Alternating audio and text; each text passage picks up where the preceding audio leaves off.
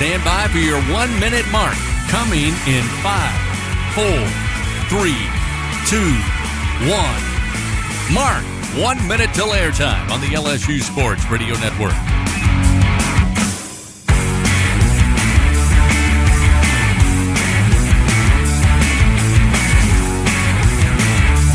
Coming up, stations, your countdown until airtime will be your 30-second mark when the network will go silent. Stand by for your final 30-second mark until airtime. Coming in 5, 4, 3, 2, 1. Mark 30 seconds until airtime on the LSU Sports Radio Network.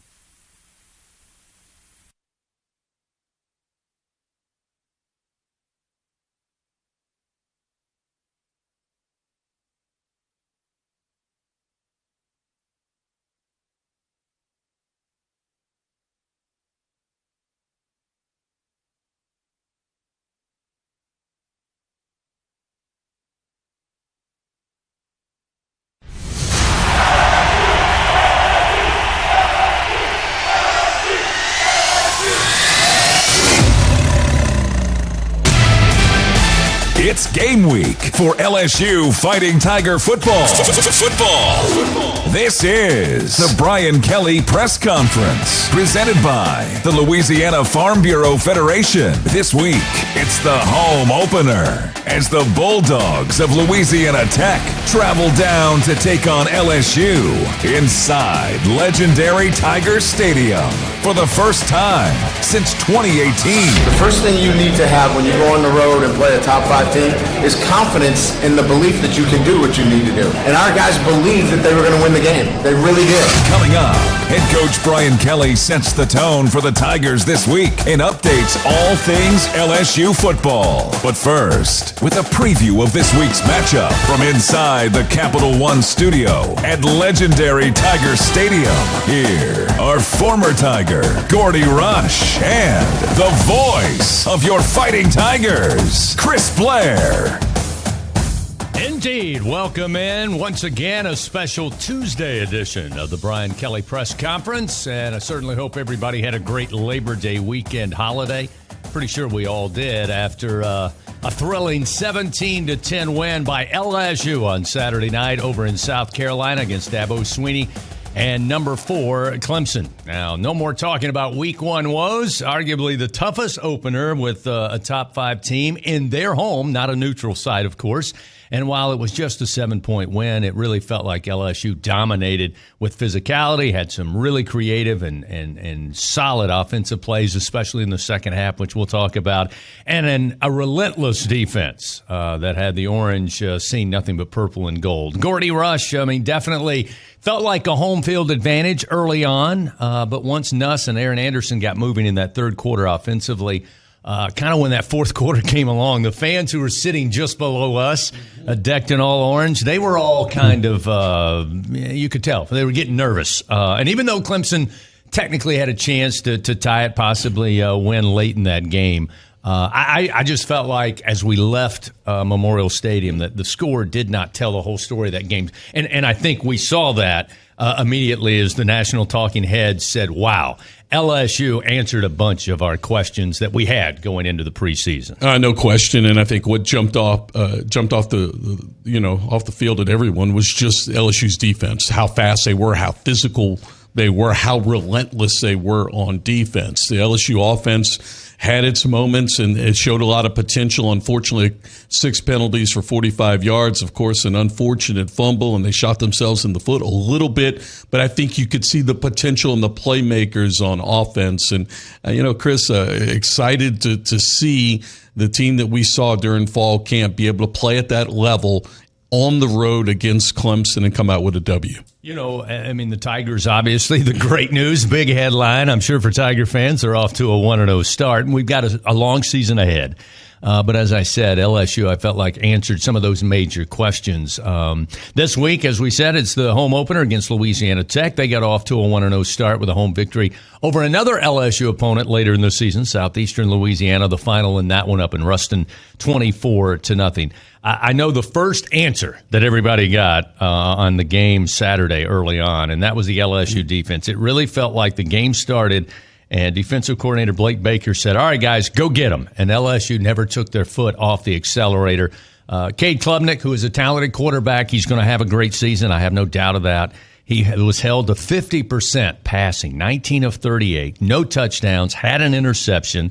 Clemson at the end of the day, 31 yards, total rushing offense. That's 1.6 yards per carry. It really made Clemson one-dimensional, yes. and kudos go to this LSU defense. They were just phenomenal, and I knew we were in business. I think early in that first quarter when LSU, and I'm going to give you credit because last week during the press conference you said, hey, I feel like, and the coaches feel like, the guys on the back end of this defense can cover. They can lock down, and that's going to allow you to do a lot more.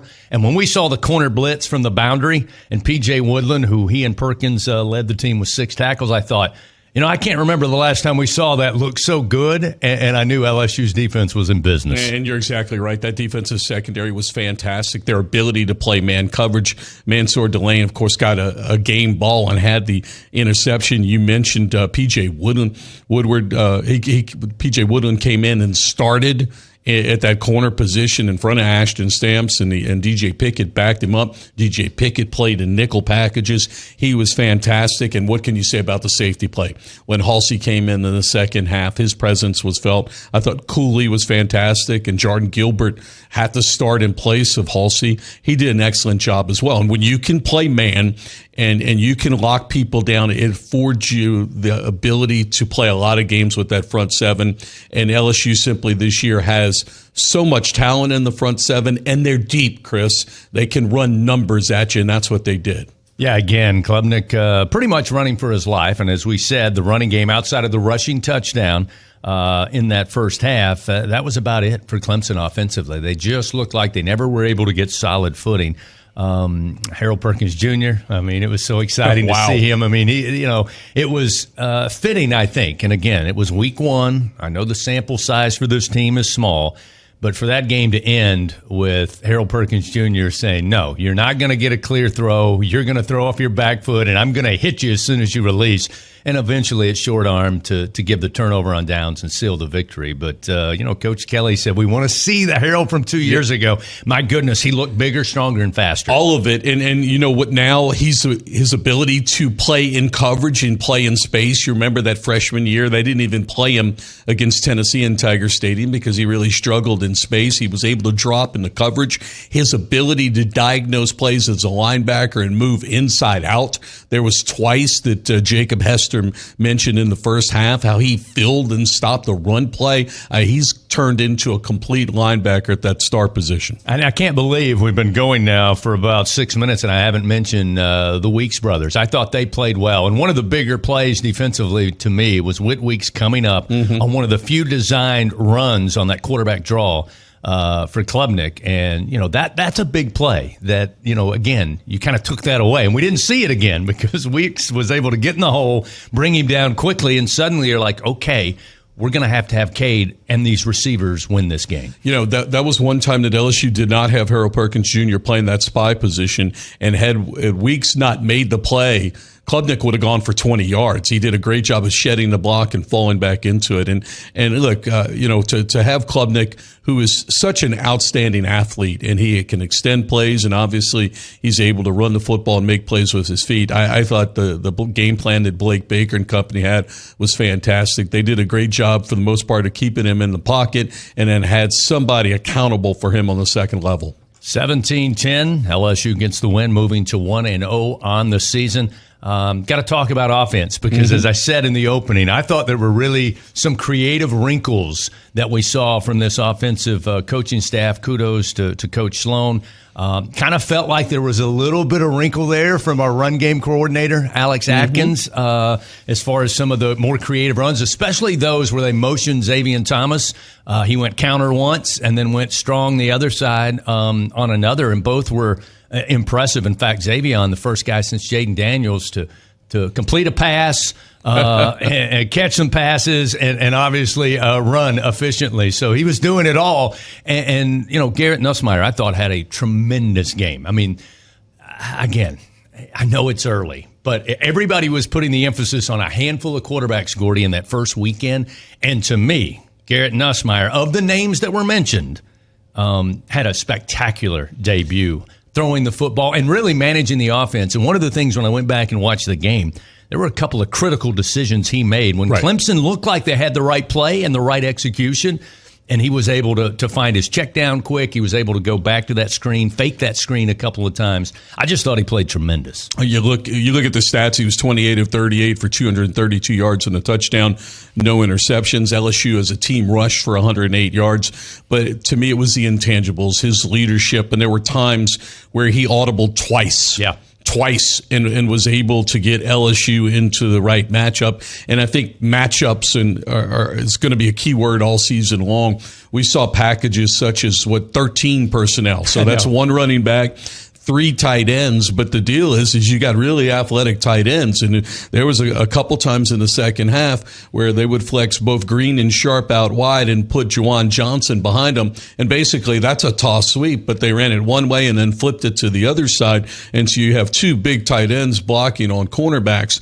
And how many teams can run 3 tight ends on the field and flex all of them out? And so I thought it was a really creative game plan by Joe Sloan and his staff, and more to come, right? I mean, they're going to be able to run the football, but all of those high percentage short passes, that's another way to kind of extend your run game. It counts as a pass in the statistics column, but it's a high percentage pass and more like a run. You know, one of the things that also stood out to me that, it'd be interesting to hear if Coach Kelly talks about it.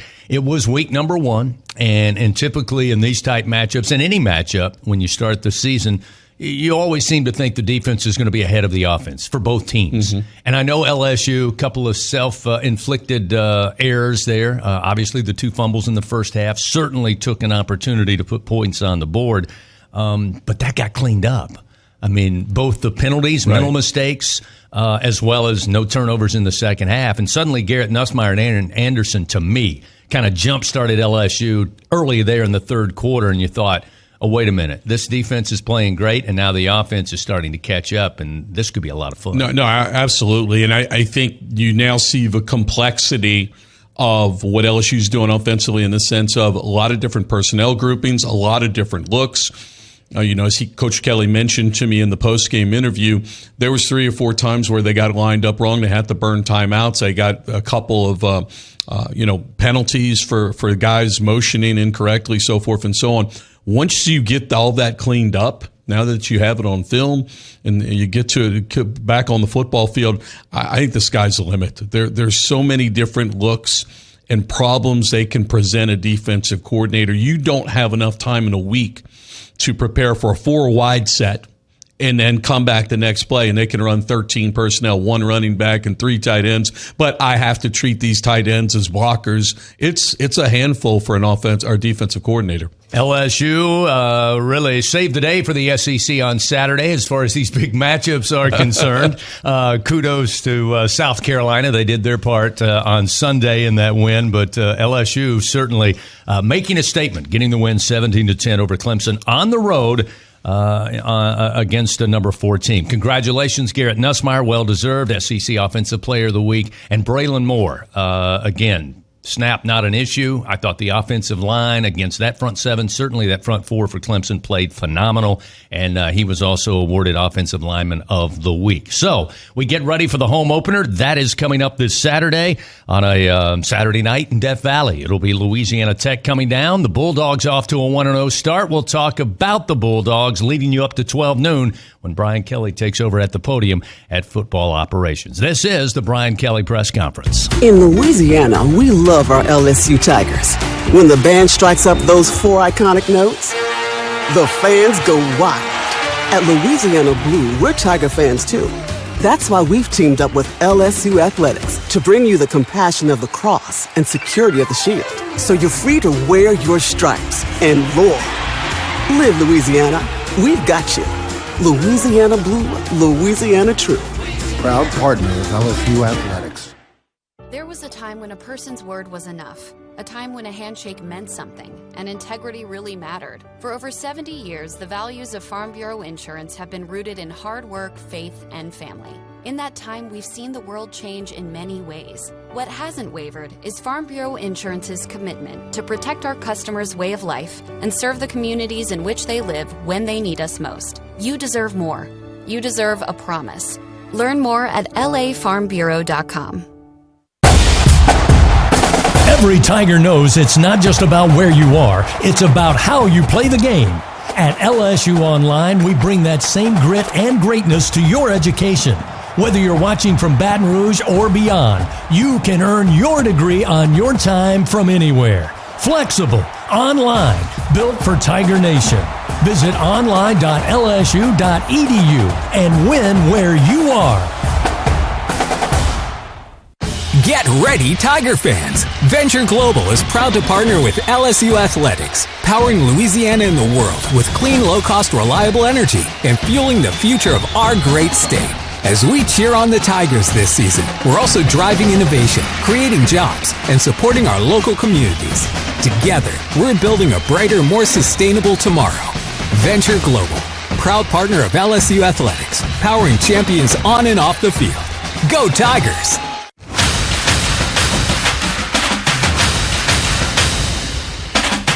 Coming up, Coach Kelly addresses the media on this week's preparation.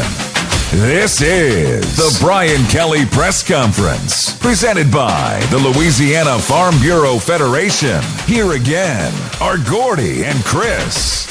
This coming Saturday night, 6:30 thereabouts, inside Death Valley, where we are here in the Capital One studios. LSU will be bringing in Louisiana Tech, second game of the season. Both teams 1-0 on the year. And Gordy Russia, I know you took a look at the film from Louisiana Tech, as I did, in the win over Southeastern. As we said, they'll be coming to Baton Rouge later in the year as well. 24-0 the final score. Louisiana Tech, the Conference USA this year did not, in their media day, did not pick a preseason top, conference. Instead, they said, what are the chances of our teams making it to a bowl? Louisiana Tech is in that mix because I think they were given 75% chance, but basically fourth when you look around the media in Conference USA. So Sonny Cumbie, this is kind of a do-or-die year, and he's going to bring his Bulldogs down here. It was a low-scoring 3-0 game at the half. They were able to find the end zone twice on offense and picked up a fumble and scored on that one en route to a 24-0 score. But Tony Franklin's the offensive coordinator. You and I know him. He's been around a lot of places. He's probably best known with the Hal Mummy, Mike Leach air raid offense, but not much of an air raid against Southeastern on Saturday. Now, going back and looking at the film and then seeing the stats this morning, it really paints a picture. This Louisiana Tech is not necessarily dynamic on offense. When you expect Sonny Cumbie, who had a lot of success at TCU, where they throw the football, everywhere that Tony Franklin's been, they have thrown the football. And Trey Kukuk, their quarterback that they went and got out of a junior college in California, 13 of 18 for 126 yards passing with just one touchdown. He took 3 sacks against Southeastern, yet he rushed 16 times for a net of 48 with those sacks. He lost 20, but 68 positive. So this is obviously a dual threat quarterback. This is a little bit different look. I'm not sure that, I've seen an air raid offense that has had a quarterback where he rushed the football more than he completed passes. So it's definitely a work in progress, and they're going to come down to Tiger Stadium, and they're going to face a much tougher defense, obviously, than what they did in Southeastern last week. Yeah, when I watched the film and some of the cuts from Saturday's win for Louisiana Tech, a lot of it, again, also, Gordy, for me, was, the defense looks pretty good for the Bulldogs. Yep. I mean, obviously, they get the shutout win. And Colby Fields, who's a former Tiger, actually started his career, I believe, at South Carolina, then transferred here. He's a Archbishop Rummel product at New Orleans. He kind of leads it, and he led the tackling with double-digit tackling on Saturday. So he's going to come down here with something to prove. But what did you see from them defensively? Well, I thought defensively they were solid. And of course you got Louisiana Tech. That's a Division I team playing against Southeastern. You expect a little bit difference in talent. They've got a few more scholarships than what Southeastern is.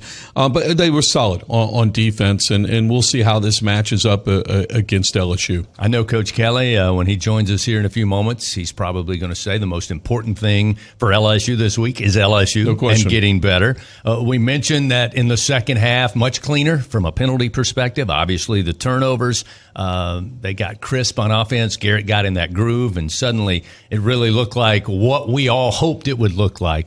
But for you, what do you think the coaches and the staff this week are saying? All right, guys, these are the immediate cleanups that we have to work on. Well, absolutely. Offensively, I think now that you've seen it on film, okay, here are the formations we're going to run. Here are the corrections we're going to make, that, especially getting folks lined up. We want to continue on these things.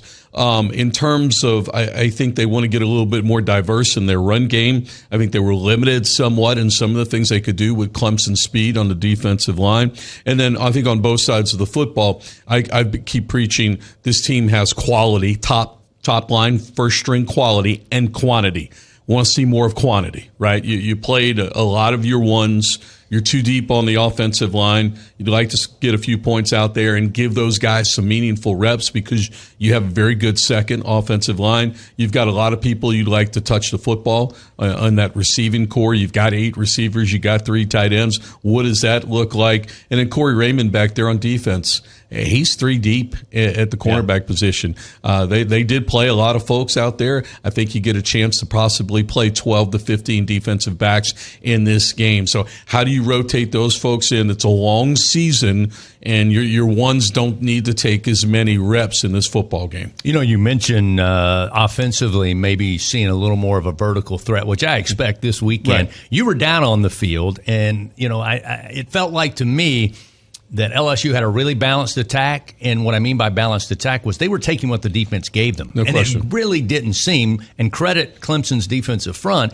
didn't seem like there was going to be a lot of opportunity for a deep drop and literally being able to, you know, use some of those vertical threats the way we think we'll see. Is that kind of what you saw? Because we really weren't able to establish a play-action pass because our run was having to come so quickly. But I think we're going to see more of that. We just didn't have the opportunity and didn't have to on Saturday. No, didn't have to. And then Clemson played a lot of too high. They played a lot of too high. They got aggressive and played some two-man underneath. And so you had a chance to take advantages of man-to-man matchups like the RPOs they threw to Aaron Anderson. And then also, if they're going to play too high, that's why you saw the screen passes and the quick hitch passes over there. I expect that Louisiana Tech is going to take some chances and bring some people in the box. If they do so, then you'll take your shots over the top. And I think that's what I look forward to. Not everybody's going to be as dominant as Clemson in that defensive line and can afford to sit back there with too deep, right? If people bring numbers up into the box, then you'll see Barian Brown, you'll see Nick Anderson, you'll see Chris Hilton over the top. 1-0 Louisiana Tech, 1-0 LSU. Saturday night right here in this very building, Tiger Stadium, kickoff at 6:30.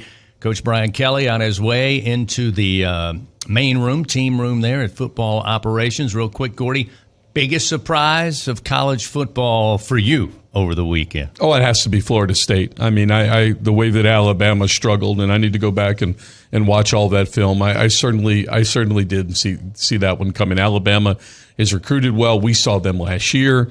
You know, obviously they were very good in their defensive front seven and offensive line. They returned a lot of people. For them to be out-physicaled by Florida State on both sides of the football, that jumped out at me. Anybody in the SEC other than LSU, who I think we were thrilled to see, and that matchup. But anybody else that you thought, hey, wait a minute, maybe, you know, to me, Mississippi State, I think defensively, we'll find out a little more this week with Arizona State. But I thought defensively, they looked more like a Mississippi State team than we've seen the last couple of years, even though I don't know how you take that win. It was an in-state school in Southern Miss, 34-17, I think was the final. Right. But I thought Mississippi State's defense looked pretty good. Defense was good, and then offensive line, they ran the football in the second half, and they wore down Southern Miss.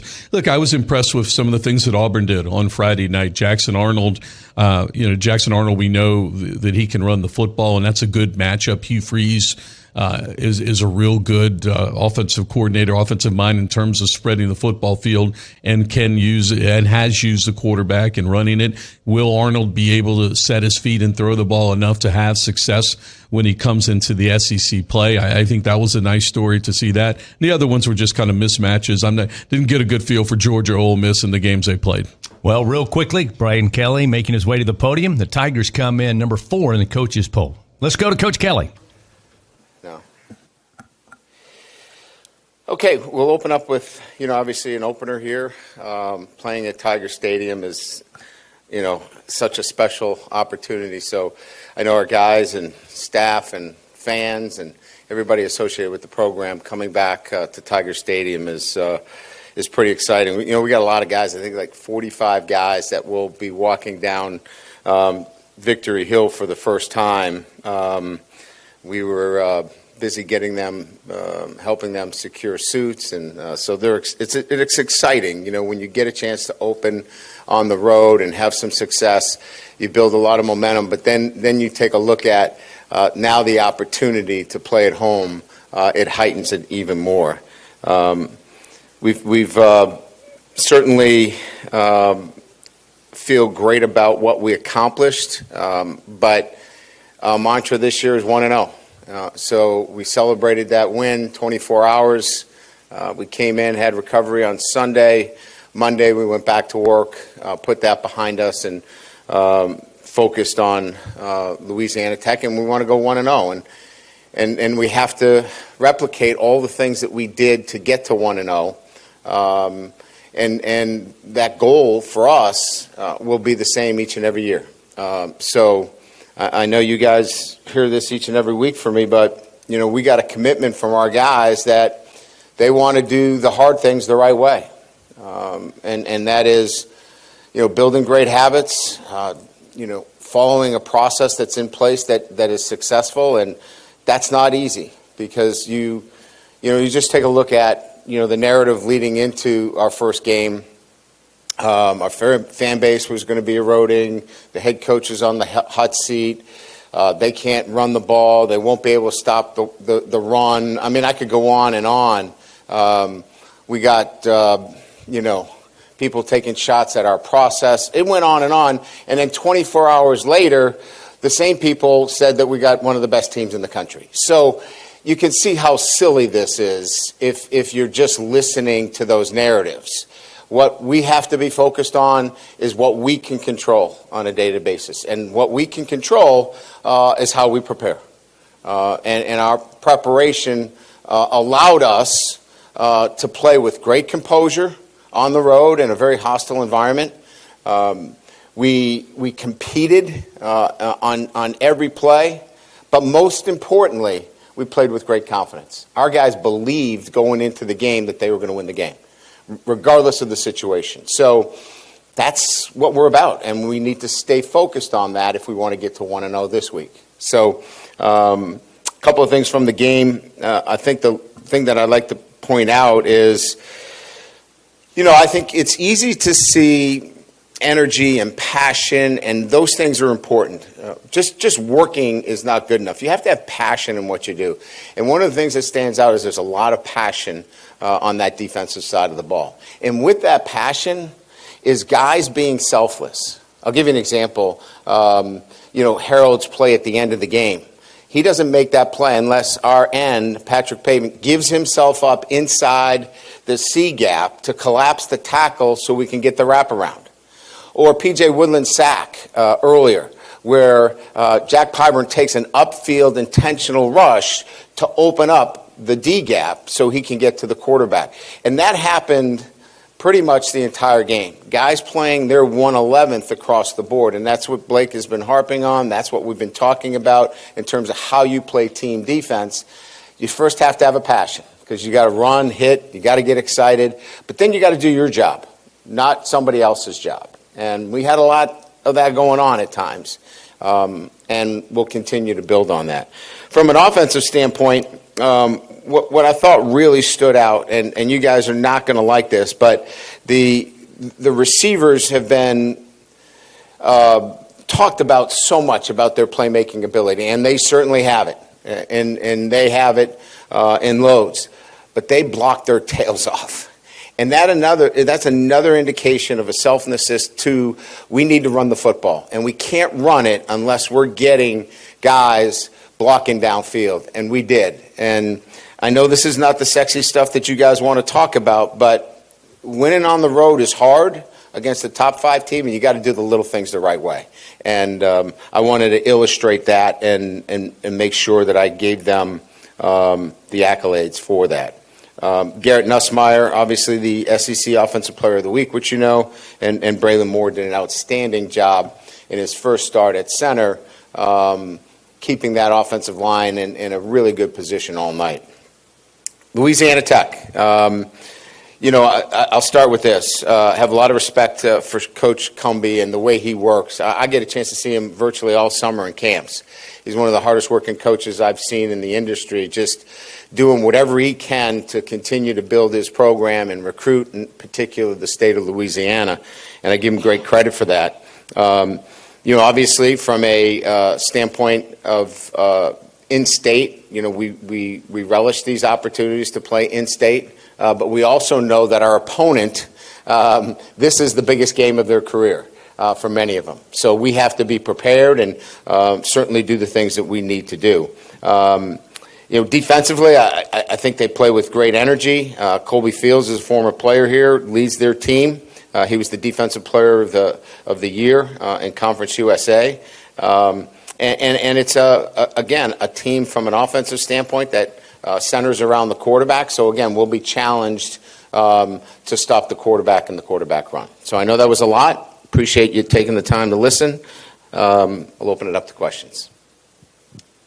Coach, with the SEC going to a 9-game conference schedule, what do you think is sort of the future with games like this against a team like Louisiana Tech, with especially in-state schools, smaller schools? Well, I still think there's a place. We're going to play 12, Koki, so if you got 9 plus maybe we play one up in a Power 4, there's 10. I think the other 2 could very easily come from the state of Louisiana. So I would still be in favor of doing that and hope that we do moving forward. Brian, I didn't have a chance to ask you after the game. Into the first half, 4th and 2, what happened there and what did you learn from that going forward? Well, the analytics call for a go on the 4th and 2. However, the mistake that I made on that is that we didn't have enough time on the clock to get in 4 plays. So analytics is also looking at how many plays can you get in to make that 4th and 2 worthwhile. Even if we got it with only 1 timeout and the time left on the clock, it would not have given us the maximum opportunity on that go. So that was a mistake on my part. We should have kicked the field goal in that situation. Yeah, Brian, right here. After the game, you said you couldn't tell whether Barry and Brown scored or not. Did you look at the film, and what did you think looking at the film? And has the SEC said anything to you about that? We have talked to the SEC about it. John McDade, the supervisor of officials, and I had a conversation about it. I think it was extremely productive in all areas. This thing has kind of gotten away from us a little bit, with so many replays in the NFL, and it's kind of trickled down to college football. Are you a runner or are you a catcher of the football? And kind of putting a burden on the wide receiver. The wide receiver has to catch the football. He then is a runner, and then he's got to survive the ground. You saw earlier, Caden Durham came over the goal line and hit the ground, the ball popped out. Well, a runner doesn't have the same burden as a wide receiver. So, there is conversation about how we can make this cleaner, for sure, because clearly from a common sense standpoint, that doesn't make much sense. So the rule was applied correctly by the letter of it, but rules are made to be changed. and so hopefully down the road, I think there'll be some changes in the way that is looked at. But the crew administered the protocols and procedures the right way on that play. Coach, how rewarding is it when transfers that you went out and got, you and your staff, make an immediate impact, like Mansour Delane, who got the game ball, and Braylon Moore getting the SEC Offensive Lineman of the Week, making an immediate impact. Yeah, we're happy for those guys. There's no question. But Mansour, I thought, was very articulate in his post-game talk, and his interception was because we were doing the right things up front, and he got that. And I think that that's the point I wanted to make. Braylon was the same way when he was named SEC Lineman of the Week. He said, I've never had this kind of trust with the guys next to me. And so going into the portal, we were looking for those kind of guys. That wanted to be here for a championship, that weren't in it for the individual accolades. And I'm great. To me, I think our guys want to be the reason that we're having success, but know that they're not the only reason that we're having success, right? So I think that those are the kind of guys that we got, and we're seeing that come to fruition. Now, we're going to have to handle adversity during the year. We're going to have to handle injuries during the year. There's other things that will come in front of us, but for the first entry into this, it was a good weekend for us. Coach over here, Jordan Gilbert had to step up and get the start in the first half. Just assess his play, and just we gave the game ball to Mansour Delane, but just the overall success of the defensive backs. Yeah, Jordan is that kind of guy. He's a great leader. He's a veteran. When we found out about AJ, obviously, we immediately thought, let's get somebody on the field that has done this before. And his experience showed he was physical, communicated effectively, did a really good job, and he's such a valuable piece to what we're doing. Coach, right back here behind Mike. Dabos, when he said that this was like a final exam on day one of class, and said that he would have given LSU a 65 and Clemson a 58 because neither played great. Just wondering how you would have graded or assessed the team in their first game of the year. Well, I thought we dominated him in the second half. So he's either a really good grader for giving himself a 58, or he's a really hard grader on us, or he didn't see the second half, which that might be the case. He might not have wanted to see the second half. Again, look, this is all past. We're much more focused on Louisiana Tech, to be quite honest with you. And Clemson is a darn good football team. That's a really good. That's a top-notch team, and they're going to be a team in the hunt for a playoff picture, and we hope we are too. But it was only one game, so. I don't know if he's a hard grader or an easy grader, but I like the way we played in the second half. Coach, you have an update on Destin Hill? Yes, he has a fractured left hand. He had surgery yesterday. We put a plate in it and to stabilize it. He'll be out this week. We think that we can get him in a position where next week he can be in a limited capacity for us. So the plate stabilizes it to the point where we can put a cast on it that allows him to function as a wide receiver. So although disappointed that he won't play this week, he's pretty excited that he'll get a chance to get back out on the field next week. And Ashton Stamps, I don't think, took a defensive snap. Can you explain that decision? Well, we're going to play the guys that obviously give us the best chance to win, and he's a really good player. There's no doubt. But when you talk about the rotation right now, the rotation was what we played on Saturday, but Ashton's got to stay ready. He knows that. This is a long season. We have great confidence in him and his ability to go out there and play at a high level for us. You alluded to it in the post game about getting creative with the calls in the run game. What was your assessment of the job that Joe and the staff did on offense and calling the game to win the game, but also getting a lot out there? Yeah, look, I think it's been pretty obvious that there's been an emphasis in making sure that we run the ball and become more balanced to set up play action. Some of our best plays were the play action throws. So to do that when you're in a spread offense, you have to be creative. You're moving receivers and tight ends around. Your run game can feature wide receivers in it as well. They're blocking, running. So I think just keeping that same mindset really and moving forward, that we have to continue to be that way and find the areas where we can prod and get the best looks to run the football.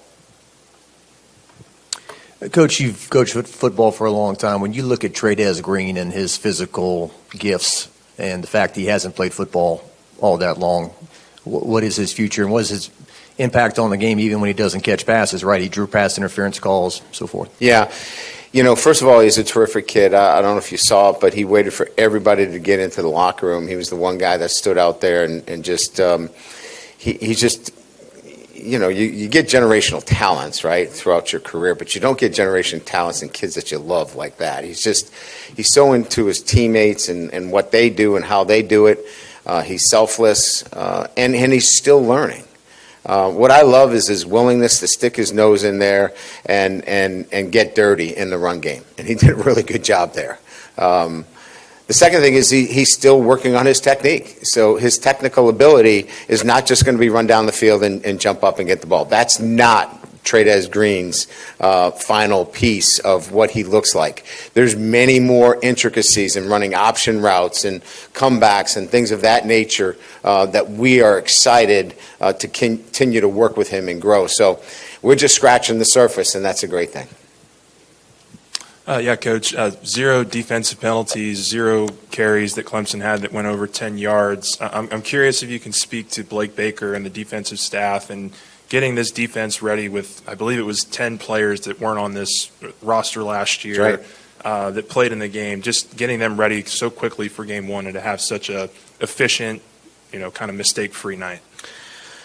It didn't happen overnight. It started in January with, being on time, doing the little things, keeping your locker clean. I know you don't want to hear this stuff, but I'm answering your question honestly. It's the discipline that we have within the program. Our guys bought into it, and it carries on to the field in the way they play. We're not going to tolerate foolishness. We had a couple foolish penalties on offense.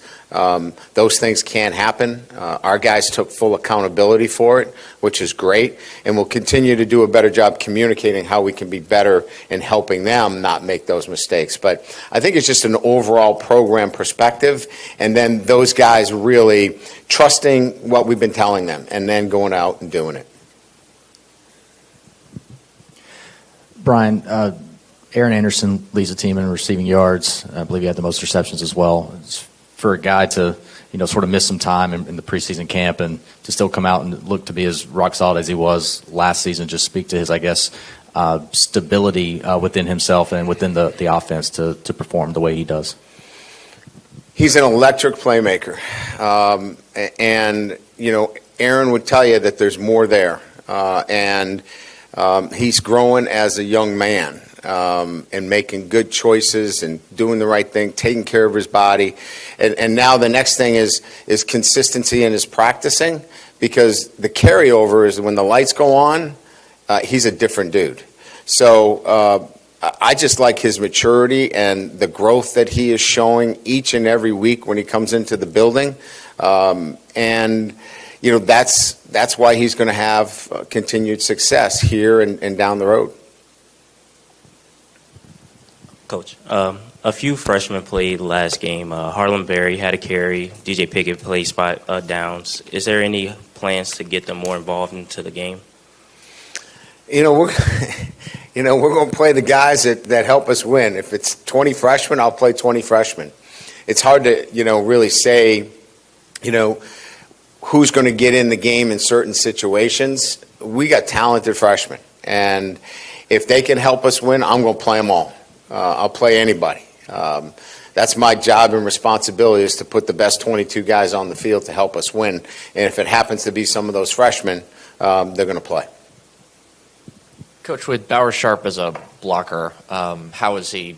What different things can you guys do within the offense with a guy who can chip as well as he can and just block out in space as well as he did? Well, he's a tenacious competitor. You saw when he had the fumble, he makes a great tackle. If he doesn't make that tackle, that's a score.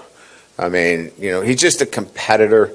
He creates an energy in the unit by just the way he goes about it. It's like Jack Pyburn on defense. I mean, those guys create such an energy and bring up the others. And so whether it's blocking, catching the football, keeping the guys up on the sideline, he's just he's a key piece to keeping our guys sharp and playing at a high level. Just your assessment of Garrett. Did you have any issues getting plays in, or is that his ability at the line to, see what he sees and make some changes and corrections there? Yeah, all that's his management of what's going on. I don't think we had a delay of game penalty. We didn't have a snap infraction. We had the one on Trey Daz where we were on a second count and he didn't get the signal. But I was really pleased with the management from that standpoint. But yeah, I think there were a couple of times where, we could have, on our end got the play in a little sooner, but his management was outstanding. That's as good as he's been in terms of, getting us in the right run plays, making the right checks. As I said, I think he held the ball for no more than 2.2 seconds on an average. The ball came out quickly. That helps your offensive line. I thought he did that happens only when you have a veteran quarterback. You said analytics play a role in making your decision at the end of the first half. Mm-hmm. Now that you know and have seen how well your defense played for a game, does that affect your decision in those situations? It did. It did during the game, actually. That's why we punted from our own 40 going in. We punted the 40 because our defense analytics would have had us going for it at that time. But I love the way our defense. I don't like the way we pinned the football. We'll have to get better there on our sky kicking. But that was exactly to your question. That's why we punted the football there from the 40-yard line. The whole 1-0 thing, where did that start from? Was that something you said you thought we have to make this a visible thing? And going all the way to the T-shirts you guys wore in pregame warm-ups, whose idea was that? All of that was discussed internally, and ultimately I make the decision on those things. But, we put ourselves out there. And look, sometimes you got to go out on the limb. And some say it's not smart. I knew the team that we had, and I knew it was a mature enough team that we could put that on them regardless of what the outcome would be. And we knew 1-0 was going to be where we wanted to be. You can see on the board right here, there's only one game that's visible on that board, and that's Louisiana Tech. The other one's covered up from the week before and all the others. And so it's just been a mindset that we've kept. And so the 1-0 wasn't, targeted, hey, this is, rubbing it in Clemson's nose. This was our mantra for the year. We just want to focus 1 week at a time. Avoid the noise, stay locked in, and do the things that we've been doing. Then we can get to 1-0 each week. So that was really much more of a, what's the mission of the group this year than it was anything else. Kind of piggybacking off of that, Coach, how do you keep your team's intensity and focus up, not just when they're playing ranked teams like Clemson, but when they're playing this Louisiana Tech team this weekend? Well, it's a good question because we didn't do that against Nicholls State last year. And so we've talked about that. There's a standard of playing football here at LSU, and that's the standard that we're going to have to play when we go every time on that field. Every Saturday, there's a standard. And our guys know what the standard is. We're going to be demanding, not demeaning, but we're going to be demanding. Today's going to be a demanding practice. And they're going to have to live up to those standards. And they know that. I mean, we've already talked about what to expect this week, but our expectations are if we want to go 1-0, we have to do the same things each and every week. And we're not moving off of that. And we've heard enough about the other stuff. We're going to focus on what we can control, and that is today, Tuesday's practice is the most important thing. It's had some people ask about Ramos. He had cramps. Is that what happened with him? Or yeah, he said his calf cramped up on the one that he missed, and so we went right to work on the sideline. And he felt better after that. But that was really because you could see the kick that he made from 52. He did not have that leg strength last year. That was almost halfway up in the net. We calculated, Jack Marucci, he does all his calculations with the science end of things, that was a 58-yard kick in normal. And he didn't have that range last year. So we handled the cramping on the one that he kind of came up lame on. It was his plant foot. Yeah, it was the plant foot. Good. All right, thank you. Coach Brian Kelly getting ready for this week's matchup, the home opener against Louisiana Tech. 6:30 is the kickoff time. And, of course, good news is we'll be back here in the real Death Valley for the first time in 2025. Well, we'll continue. We'll take a break. We come back, some final news and notes, and then we'll send you on your way on the Brian Kelly Press Conference. All right. It's a beautiful day for football here at the stadium, and we're just about ready for kickoff. Score 0-0. And suddenly, I'm in the mood for a Coke Zero Sugar. Real Coke taste, zero sugar. Now that's a winning combo. Yeah, crisp, refreshing. That hits the spot. When it comes to great taste, Coke Zero Sugar's always on the scoreboard. Coke Zero Sugar. Real Coke taste, zero sugar. There was a time when a person's word was enough. A time when a handshake meant something, and integrity really mattered. For over 70 years, the values of Farm Bureau Insurance have been rooted in hard work, faith, and family. In that time, we've seen the world change in many ways. What hasn't wavered is Farm Bureau Insurance's commitment to protect our customers' way of life and serve the communities in which they live when they need us most. You deserve more. You deserve a promise. Learn more at lafarmbureau.com. It's 4 a.m., Monday, and you're literally sucking baby snot through a tube because she's congested. Man, that's love. And if you love her that much, love her enough to make sure she's buckled in the right car seat. To make sure your child's in the right seat for their age and size, visit nhtsa.gov/the right seat. Show them you love them. Keep them safe. Visit nhtsa.gov/the right seat. Brought to you by the National Highway Traffic Safety Administration and the Ad Council. LSU Tiger fans are gearing up with real Tigers apparel and merchandise from the official online store at lsushop.net. Get jerseys, sideline gear, polos, t-shirts, hats, official team merchandise from Nike, accessories, and much more. Over 3,600 products, all shipped right to your door. Head to the place real Tiger fans go for the selection only real Tiger fans get at lsushop.net. That's a wrap on this week's Brian Kelly Press Conference, presented by the Louisiana Farm Bureau Federation. For last-minute news and notes, once again, here is Chris Blair. Heard from Coach Brian Kelly as his Tigers 1-0 on the season. They'll welcome in Louisiana Tech coming up this Saturday with kickoff at 6:30. Looking forward to a great weekend here on campus, highlighted by the matchup between the Bulldogs and your Fighting Tigers. Interesting news and notes we took from today's press conference.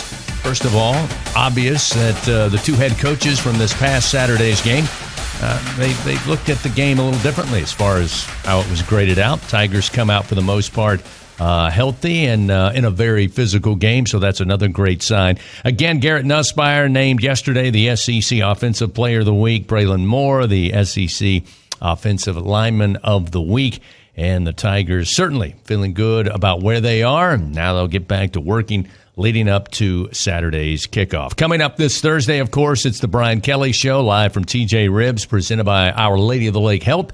It'll all get underway at 7 p.m. And then on Saturday, we'll be down at the Bud Light Fan Zone to get it started along network lines at 4:30. Central Time. Will be live from Tiger One. It'll be Hunt Palmer, Marlon Favorite, and Brandon Taylor. They'll set up the day for us, and then Jacob Hester and Gordy Rush will join me inside legendary Tiger Stadium for the kickoff between the Louisiana Tech Bulldogs and your Fighting Tigers of LSU. I want to thank Gordy Rush once again for his time. We thank you for stopping by. Hope you'll join us again next Monday for the Brian Kelly Press Conference. This has been the Brian Kelly Press Conference, presented by the Louisiana Farm Bureau Federation. For the very latest on LSU Fighting Tiger football, follow the Tigers on social at LSU Football and at lsusports.net.